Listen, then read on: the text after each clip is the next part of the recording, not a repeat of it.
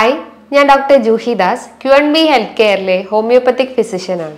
ഇന്ന് പലരെയും അലട്ടുന്ന ഒരു ബുദ്ധിമുട്ടാണ് അല്ലെങ്കിൽ ഒരു അസുഖമാണ് ഹാലിറ്റോസിസ് അല്ലെങ്കിൽ വായനാറ്റം എന്ന് പറയുന്നു.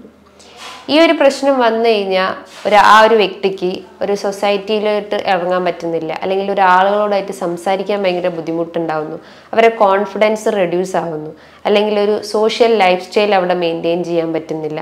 അങ്ങനെ പല ഒരു പേഴ്സണൽ ഇഷ്യൂസ് ഓരോ ആളുകളും ഇത്തരം പ്രശ്നങ്ങളുള്ള ആളുകൾ പറയപ്പെടാറുണ്ട്. സോ ഈ ഹാലിറ്റോസിസ് വരാൻ ഒത്തിരി കാരണങ്ങളുണ്ട്. അതായത് മെയിൻലി നമ്മളെ ഗട്ട് ഇഷ്യൂസ് ആണ് ഒരു 70% നമുക്ക് പറയാം. റിമൈനിങ് ഒരു 30% നമ്മൾ ആ ഒരു അക്യൂട്ട് കോസ് ആണ് നമുക്ക് പറയേണ്ടത്. അപ്പം ഈ ഹാലിറ്റോസിസ് എന്ന് പറയുമ്പം നമ്മളെ ഗട്ട് ഇഷ്യൂസ് എന്ന് പറയുന്നത് നമ്മളെ ഗട്ട് ഫ്ലോറ, അതായത് നമ്മളെ ദഹന സംബന്ധമായിട്ട് എന്തെങ്കിലും ബുദ്ധിമുട്ടുണ്ടെങ്കിൽ, നമുക്ക് മലബന്ധം ബുദ്ധിമുട്ടുകളോ അല്ലെങ്കിൽ ഗ്യാസ്ട്രൈറ്റിസ്, പെപ്റ്റിക് അൾസർ പോലത്തെ ബുദ്ധിമുട്ടുകൾ, GERD gastro oesophageal reflux disease പോലത്തെ നെഞ്ചരിച്ചിൽ, അല്ലെങ്കിൽ ഹാർട്ട് ബേൺ, ഇങ്ങനെ പുളിച്ചിത കെട്ടൽ, അങ്ങനത്തെ പ്രശ്നങ്ങളൊക്കെ ഉള്ള ആളുകളിലും ഈ ഒരു ഹാലിറ്റോസിസ് എന്ന് പറഞ്ഞ പ്രശ്നങ്ങൾ അല്ലെങ്കിൽ വായുനാറ്റത്തിൻ്റെ പ്രശ്നങ്ങൾ പറയപ്പെടാറുണ്ട്. സോ അതിനെ ആ ഒരു കാരണം അല്ലെങ്കിൽ അത് വരാൻ എന്തൊക്കെ കാരണങ്ങളാണ്, അല്ലെങ്കിൽ നമ്മൾ എങ്ങനെയാണ് അത് മെയിൻറ്റെയിൻ ചെയ്യേണ്ടത്, അല്ലെങ്കിൽ എങ്ങനെ നമുക്കത് മാനേജ് ചെയ്യാം, അങ്ങനത്തെ പ്രശ്നങ്ങൾ അല്ലെങ്കിൽ അത്തരം കാര്യങ്ങളാണ് ഞാൻ ഈ വീഡിയോയിലൂടെ പറയാൻ ശ്രമിക്കുന്നത്. സോ ഹാലിറ്റോസിസ് എന്ന് പറയുമ്പം വായുനാട്ടം, അല്ലെങ്കിൽ ഹാലിറ്റ് എന്ന് പറയുമ്പം ബ്രെത്ത് എന്ന് ഉദ്ദേശിക്കാം. ഓസിസ് എന്ന് പറയുമ്പോൾ ഒരു ഡിസീസ്, അതാണ് ഒരു ഡിറൈവ്ഡ് മീനിങ് ഓഫ് ഹാലിറ്റോസിസ് എന്ന് പറയുന്നത്. സോ ഹാലിറ്റോസിസ് വരാൻ ഒരുപാട് കാരണങ്ങളുണ്ട്. ഞാൻ തുടക്കത്തിൽ തന്നെ പറഞ്ഞിട്ടുണ്ട്, ഒരു 70% കോസസും അത് ഗട്ട് റിലേറ്റ് ചെയ്തിട്ടുള്ള ഇഷ്യൂസ് ആണ്. അതായത് നല്ല ബാക്ടീരിയാസിനെ അവിടെ പ്രൊഡ്യൂസ് ചെയ്തിട്ടില്ലെങ്കിൽ ബാഡ് ബാക്ടീരിയാസ് കാരണം അവിടെ ഇൻഡസ്ട്രിയൽ ഫ്ലോറ അവിടെ ഡാമേജ് ആവും അല്ലെങ്കിൽ ഡിസ്റ്റർബൻസ് ഉണ്ടാവുന്നു. അതുമൂലം നമുക്ക് ദഹന സംബന്ധമായിട്ടുള്ള ബുദ്ധിമുട്ടുകൾ ഉണ്ടാവുന്നു. അതായത് മലബന്ധം, അല്ലെങ്കിൽ ഡയേറിയ, ഇൻഫ്ലമേറ്ററി ബവൽ ഡിസീസ് ആയിട്ടുള്ള coeliac disease, Crohn's disease, ulcerative colitis പോലത്തെ അൾസർ ഡിസീസിലേക്കൊക്കെ ലീഡ് ചെയ്യാനുള്ള ഒരു ചാൻസസ് ഉണ്ട്. സോ അതൊക്കെ ഒരു കാരണം, അല്ലെങ്കിൽ അതാണ് ഈ ഒരു ഹാലിറ്റോസിസിൻ്റെ ഒരു മെയിൻ കോസ് എന്ന് പറയപ്പെടുന്നത്. ഇതൊരു ക്രോണിക് കോസ് അല്ലെങ്കിൽ ഒരു ഡ്യൂറേഷൻ കൂടിയിട്ടുള്ള ഒരു കോസായിട്ട് നമുക്ക് പറയപ്പെടാം. ഒരു അക്യൂട്ട് കോസ് എന്ന് പറയുന്നതാണ് നമ്മൾ ഓറൽ ക്യാവിറ്റിയിൽ ഉണ്ടാകുന്നത്. അതായത് റിമൈനിങ് ഒരു 30% കോസാണ് ഈ ഓറൽ ക്യാവിറ്റിയിൽ ഉണ്ടാകുന്ന ഇഷ്യൂസ്. ഓറൽ ക്യാവിറ്റീൻ്റെ അകത്ത് നമ്മളെ പല്ലും അല്ലെങ്കിൽ നാവും ടോൺസിൽസും ടീത്തും എല്ലാം ഉൾപ്പെടുന്നതാണ്. അപ്പോൾ ഓറൽ ക്യാവിറ്റീൻ്റെ അകത്ത് വരുമ്പോൾ നമുക്ക് ടീത്തിൽ എന്തെങ്കിലും ഒരു കാരീസോ അല്ലെങ്കിൽ ഒരു ഇൻഫെക്ഷൻസ് ഒക്കെ വരുവാണെങ്കിൽ അത് ഈ ഒരു ഹാലിറ്റോസിസിലേക്ക് ലീഡ് ചെയ്യാം. രണ്ടാമതായിട്ട് നമ്മൾ ടങ് സർഫസിൽ ഒരു വൈറ്റ് കോട്ടിങ് അനുഭവപ്പെടുന്നു. അതായത് നമ്മൾ കഴിച്ച ഫുഡ് പ്രോപ്പറായിട്ട് ഡൈജസ്റ്റ് ആയിട്ടില്ലെങ്കിലോ, അതൊരു പാർട്ടിക്കിൾസ് നമ്മൾ പ്രോപ്പറായിട്ട് ക്ലീൻ ചെയ്തിട്ടില്ലെങ്കിലോ ഒക്കെ ഈ ഒരു ടങ്ങിൻ്റെ സർഫസിൽ ഒരു വൈറ്റ് കോട്ടിങ് ഡെവലപ്പ് ചെയ്യും. അപ്പം അത് ബാക്ടീരിയാസിനെ ഓവർ പ്രൊഡക്ഷൻ ചെയ്യും, അല്ലെങ്കിൽ ഓവറായിട്ട് ബാക്ടീരിയാസിനെ ഉൽപ്പാദിപ്പിക്കും. അത് നമുക്ക് ബാഡ് ബ്രെത്തിലേക്ക് ലീഡ് ചെയ്യാനുള്ളൊരു ചാൻസസ് ഉണ്ട്. പിന്നെ ഒരു കോസ് എന്ന് പറഞ്ഞു കഴിഞ്ഞാൽ നമ്മൾക്ക് ടോൺസിൽസിൻ്റെ ഇഷ്യൂസ്, കുട്ടികളിലൊക്കെ ആണെങ്കിൽ ടോൺസിലാർ സ്റ്റോൺസ് ഒക്കെ ഉണ്ടാവുക. അതായത് രണ്ട് സൈഡിലായിട്ട് ഇങ്ങനെ ഒരു യെല്ലോയിഷ് ഡിസ്കളറേഷൻ അല്ലെങ്കിൽ യെല്ലോ പാച്ചസ് പോലെയൊക്കെ കാണപ്പെടുക, അല്ലെങ്കിൽ വൈറ്റ് പാച്ചസ്, ഫോളിക്കിൾസ് ഒക്കെ പോലെ കാണപ്പെടുകയാണെങ്കിൽ അത് ടോൺസിൽസിൻ്റെ ഇൻഫെക്ഷൻ, അത് ടോൺസിലൈറ്റിസ് പോലത്തെ അക്യൂട്ട് അല്ലെങ്കിൽ ക്രോണിക് റിലേറ്റ് ചെയ്തിട്ടുള്ള ടോൺസിലൈറ്റിസ് ഇൻഫെക്ഷൻസ് ഒക്കെ ഉണ്ടെങ്കിലും ഈ ഒരു ഹാലിറ്റോസിസ് വരാനുള്ള ഒരു ചാൻസസ് ഉണ്ട്. അതാണ് കുട്ടികളിൽ. അതേ സെയിം കണ്ടീഷൻ അത് കുറച്ചുകൂടി ഏജ്ഡ് ആയിട്ടുള്ള അഡൾട്ട് ഗ്രൂപ്പിലും കാണപ്പെടുന്നുണ്ട്. ഇതാണ് മെയിനായിട്ട് ഓറൽ ഇഷ്യൂസ് പറയുന്നത്. ഇതോടൊപ്പം തന്നെ നമ്മൾ കഴിച്ച ഫുഡ് പാർട്ടിക്കിൾസ് നമ്മൾ പ്രോപ്പറായിട്ട് ബ്രഷ് ചെയ്തിട്ടില്ലെങ്കിൽ, അല്ലെങ്കിൽ ഓവറായിട്ട് നമ്മൾ ബ്രഷ് ചെയ്യുന്ന ആളുകളാണെങ്കിൽ, പല ആളുകളും രാവിലെയൊക്കെ എഴുന്നേറ്റ് കഴിഞ്ഞാൽ അരമണിക്കൂർ അല്ലെങ്കിൽ ഒരു 30 മിനിറ്റൊക്കെ കൂടുതലായിട്ട് ബ്രഷ് ചെയ്യുന്ന ആളുകളായിരിക്കും. അപ്പം നമ്മൾ നോർമലി ഒരു ബ്രഷിങ് ടൈം എന്ന് പറഞ്ഞാൽ ഒരു 2 to 3 മിനിറ്റ്സോ ആകെ നമ്മൾ യൂസ് ചെയ്യാൻ പാടുള്ളൂ. അപ്പോൾ ഓവറായിട്ട് ചെയ്ത് കഴിഞ്ഞാൽ അതിലെ നല്ല ബാക്ടീരിയസ് നമ്മൾ വാഷ് ഔട്ട് ചെയ്ത് കളയുക ചെയ്യുന്നത്. അപ്പം അതുമൂലം ബാഡ് ബാക്ടീരിയസിന് അവിടെ ഓവർ പ്രൊഡക്ഷൻസ് ഉണ്ടാവുന്നു. അതുമൂലം ഈ വായുനാറ്റം പ്രശ്നങ്ങൾ ഉണ്ടാവാനുള്ള ഒരു ചാൻസസ് ഉണ്ട്. ഇതോടൊപ്പം തന്നെ അവർക്ക് റെക്കറൻ്റ് ആയിട്ട്, അതായത് ഗംസ് നിന്നൊക്കെ ബ്ലീഡിങ് ഉണ്ടാവുന്നു, അല്ലെങ്കിൽ മോണകളിൽ നിന്നൊക്കെ രക്തം വരുവാണെങ്കിലും അവർക്ക് ഈ ഒരു മെറ്റാലിക് ടേസ്റ്റ് അനുഭവപ്പെടാം. അതോടൊപ്പം തന്നെ ഈ വായുനാറ്റം ഉണ്ടാവും.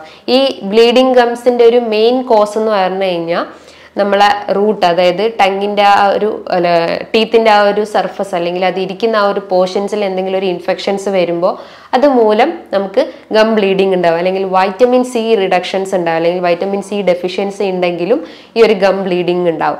അത് റെക്കറൻ്റ് ആയിട്ട് ഇങ്ങനെ വന്നുകൊണ്ടിരുന്നു കഴിഞ്ഞാലും വായനാറ്റം ഉണ്ടാവാനുള്ള ഒരു ചാൻസസ് ഉണ്ട്. അതോടൊപ്പം തന്നെ ഇടയ്ക്കിടയ്ക്ക് നമുക്ക് അൾസർ, മൗത്ത് അൾസർ ഒക്കെ വരാനുള്ള ഒരു ചാൻസസ് ഉണ്ട്. അതായത് നമ്മൾ കൂടുതലായിട്ട് സ്പൈസി ഫുഡോ അല്ലെങ്കിൽ നമ്മുടെ ബോഡിയിൽ വാട്ടർ ലെവൽ റെഡ്യൂസ് ചെയ്ത് കഴിഞ്ഞാൽ ഗട്ട് റിലേറ്റ് ചെയ്തിട്ടുള്ള അൾസർ റിലേറ്റ് ചെയ്തിട്ടുള്ള ഇഷ്യൂസ് ഒക്കെ നമ്മളെ വയറിനൊക്കെ പ്രശ്നങ്ങൾ ഉണ്ടെങ്കിലും ഈ ഒരു മൗത്ത് അൾസർ വരാനുള്ള ഒരു ചാൻസസ് ഉണ്ട്. നമുക്കറിയാം നമ്മളെ ഗട്ടിൽ എന്തെങ്കിലും ഒരു ഇഷ്യൂസ് ഉണ്ട്, അല്ലെങ്കിൽ നമ്മളെ വയറിന് എന്തെങ്കിലും ഒരു അൾസറോ അല്ലെങ്കിൽ വേറെ എന്തെങ്കിലും ഇൻഫ്ലമേഷൻ കണ്ടീഷൻസ് നമ്മളെ വയറിനുണ്ടെങ്കിൽ അതിൻ്റെ ഒരു ഫസ്റ്റ് സൈൻ ആയിട്ടാണ് നമ്മളെ വായൻ്റെ അകത്ത് ഈ അൾസർ വരുന്നത്. സോ അത് റെക്കറൻ്റ് ആയിട്ട് ഇങ്ങനെ വന്നുകൊണ്ടിരുന്നു കഴിഞ്ഞാലും വായനാറ്റം വരാനുള്ള ഒരു ചാൻസസ് ഉണ്ട്.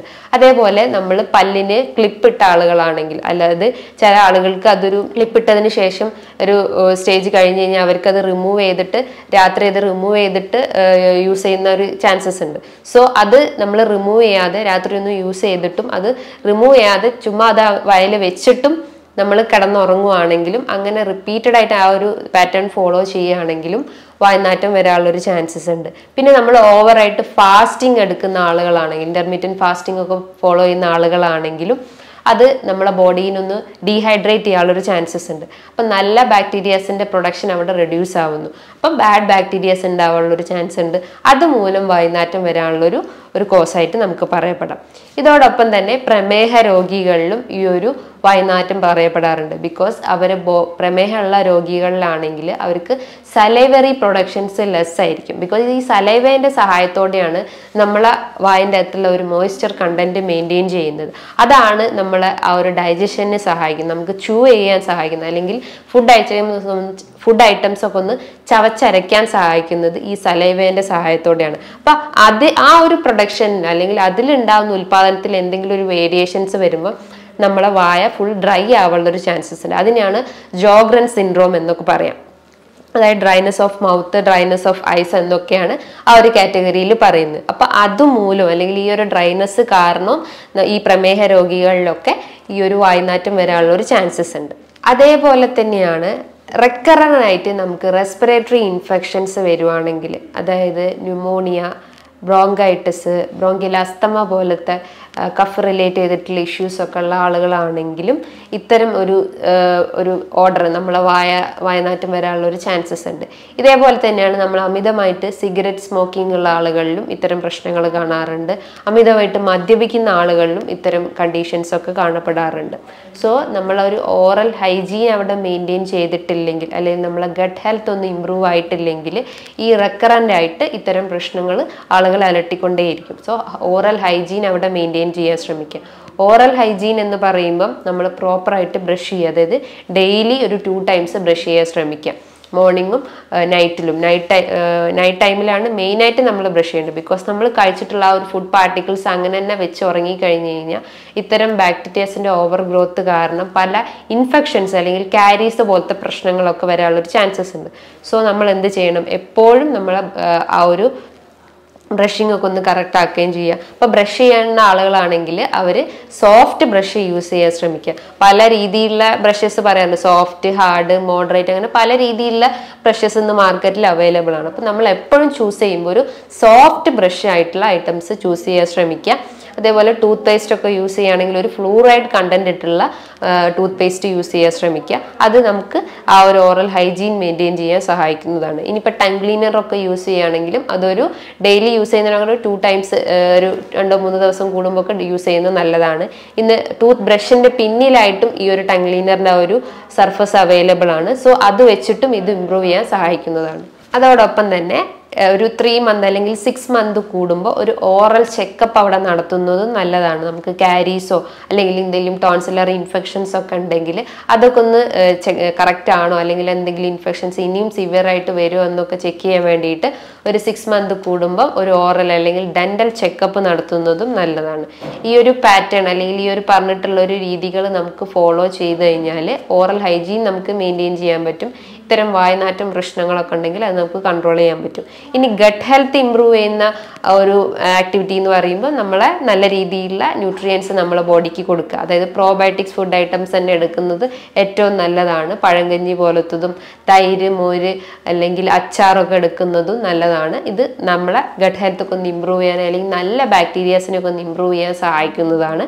നല്ല രീതിയിൽ വെള്ളം കുടിക്കാൻ ശ്രമിക്കുക. അപ്പോൾ ആ ഒരു ഫ്ലോറൊക്കെ ഒന്ന് കറക്റ്റ് ആവുകയും നമ്മളെ ദഹനമൊക്കെ ഒന്ന് ഇമ്പ്രൂവ് ആവുകയും കോൺസ്റ്റിപ്പേഷൻ പ്രശ്നങ്ങൾ ഉണ്ടെങ്കിലും ഇത്തരം ഇതൊക്കെ നമുക്ക് കൺട്രോൾ ചെയ്യാൻ സഹായിക്കുന്നതാണ്. അതോടൊപ്പം തന്നെ ഈ കോൺസ്റ്റിപ്പേഷനുള്ള പല പേഷ്യൻസും ഈ വായനാറ്റത്തിൻ്റെ പ്രശ്നം പറയാറുണ്ട്. ബിക്കോസ് അതുമൂലം നമുക്ക് ഈ ഒരു ഫ്ലാറ്റുലൻസും അല്ലെങ്കിൽ എമ്പക്കം പോലത്തെ പ്രശ്നങ്ങളൊക്കെ വരാനുള്ളൊരു ചാൻസസ് ഉണ്ട്. സോ ആ ഒരു മലബന്ധം കൺട്രോൾ ചെയ്യണമെങ്കിൽ നമ്മൾ ഗട്ട് ഹെൽത്ത് ഇമ്പ്രൂവ് ചെയ്യുന്ന രീതിയിലുള്ള ഫുഡ് ഐറ്റംസ് എടുക്കാൻ ശ്രമിക്കുക. വെജിറ്റബിൾസും ഫ്രൂട്ട്സും നമ്മളെ ഡയറ്റിൽ ഉൾപ്പെടുത്താൻ ശ്രമിക്കുക. നല്ല രീതിയിൽ വെള്ളം കുടിക്കുക. എക്സസൈസും മെയിൻറ്റെയിൻ ചെയ്ത് കഴിഞ്ഞാൽ നമ്മളെ ഗട്ട് ഫ്ലോറൊക്കെ ഒന്ന് മെയിൻറ്റെയിൻ ചെയ്യാൻ സഹായിക്കുന്നതാണ്. അതേപോലെ തന്നെ നമ്മൾ അമിതമായിട്ട് മധുരമൊക്കെ എടുക്കുന്ന ആളുകൾ, അതായത് പഞ്ചസാരയൊക്കെ അമിതമായിട്ട് കഴിക്കുന്ന ആളുകളാണെങ്കിലും ഇത്തരം കാവിറ്റീസ് അല്ലെങ്കിൽ കാരീസോ അല്ലെങ്കിൽ ഇൻഫെക്ഷൻസോ ഒക്കെ വരാനുള്ളൊരു ചാൻസസ് ഉണ്ട്.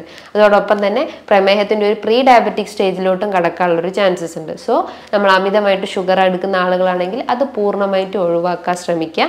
ഓറൽ ചെക്കപ്പ് മെയിൻറ്റെയിൻ ചെയ്യുക. അമിതമായിട്ട് മദ്യപിക്കുന്ന പുകവലിക്കുന്ന ആളുകളാണെങ്കിൽ അത് പൂർണ്ണമായിട്ട് ഒഴിവാക്കാൻ ശ്രമിക്കുക. അതുപോലെ തന്നെ നമ്മൾ ഓവറായിട്ട് മെഡിസിൻസ് എടുക്കുന്ന ആളുകളാണെങ്കിലും അതൊക്കെ ഒന്ന് കുറയ്ക്കാൻ ശ്രമിക്കുക. പകരം നല്ല രീതിയിലൊരു ഓറൽ ഹൈജീൻ അവിടെ മെയിൻറ്റെയിൻ ചെയ്ത് കഴിഞ്ഞാൽ നമുക്ക് ഈ ഒരു വായനാറ്റത്തിൻ്റെ പ്രശ്നങ്ങളൊക്കെ നമുക്ക് കൺട്രോൾ ചെയ്യാൻ പറ്റുന്നതാണ്. ഇനി ഇതുമായി ബന്ധപ്പെട്ട് നിങ്ങൾക്ക് എന്തെങ്കിലും സംശയങ്ങൾ ഉണ്ടെങ്കിൽ നിങ്ങൾക്ക് താഴെ കാണുന്ന നമ്പറിൽ കോൺടാക്ട് ചെയ്യാവുന്നതാണ്. നല്ലൊരു ഹെൽത്ത് ടോപ്പിക്കുമായി വീണ്ടും കാണാം.